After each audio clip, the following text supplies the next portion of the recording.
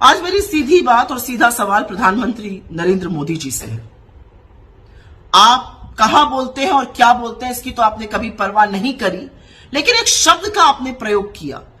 लोगों ने सुपारी दी हुई है आपकी छवि धूमिल करने की, और लोगों ने सुपारी ली हुई है।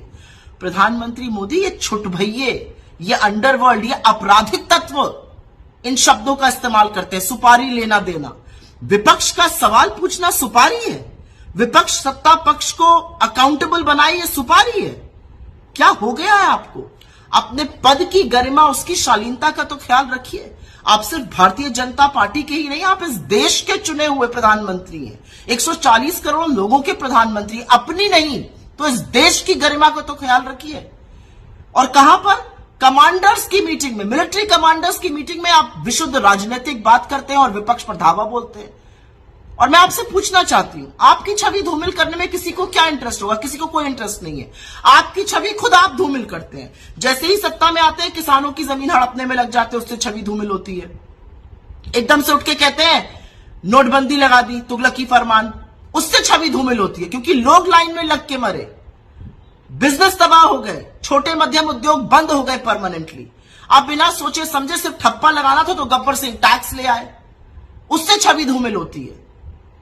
कोविड में आपने एकदम से खड़े होकर तुगलकी फरमान एक और इशू किया, आज से लॉकडाउन लग जाएगा, उसका क्या प्रभाव होगा, कैसे लोग प्रभावित होंगे, आपको कोई मतलब नहीं, उससे छवि धूमिल होती है। छवि तब धूमिल होती है जब लाखों करोड़ों मजदूर चिलचिलाती धूप में पैरों में छाले लिए पैदल चलते हैं और आप सुप्रीम कोर्ट में झूठ बुलवाते हैं कि एक आदमी सड़क पे नहीं है, तब छवि धूमिल होती है। छवि तब धूमिल होती है जब आपको कोविड के लिए तैयारी करनी थी, इंजेक्शन मंगाने थे, वैक्सीन मंगानी थी, ऑक्सीजन की तैयारी करनी थी।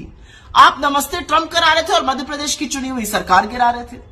आप बंगाल जाकर दीदी ओ दीदी कर रहे थे और लोग हिंदुस्तान के ऑक्सीजन के बिना तड़प तड़प कर दम तोड़ रहे थे। इससे छवि धूमिल होती है। छवि तब धूमिल होती है जब आप इतने दम और अहंकार में आकर सदन को ही ध्वस्त करने का काम करते हैं और ऑर्डिनेंस अध्यादेशों के हवाले से कानून बनाने लगते हैं।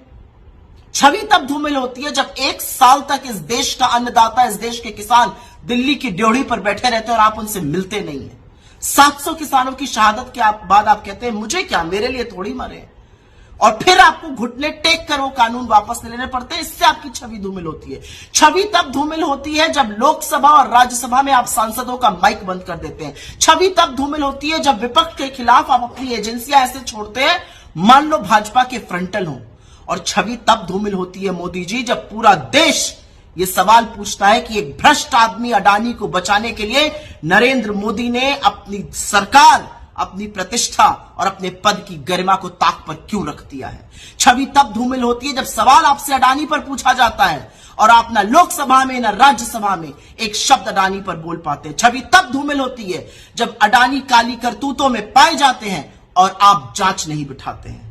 छवि तब धूमिल होती है जब आपके सांसद, आपके मंत्री ट्रोल बन जाते हैं।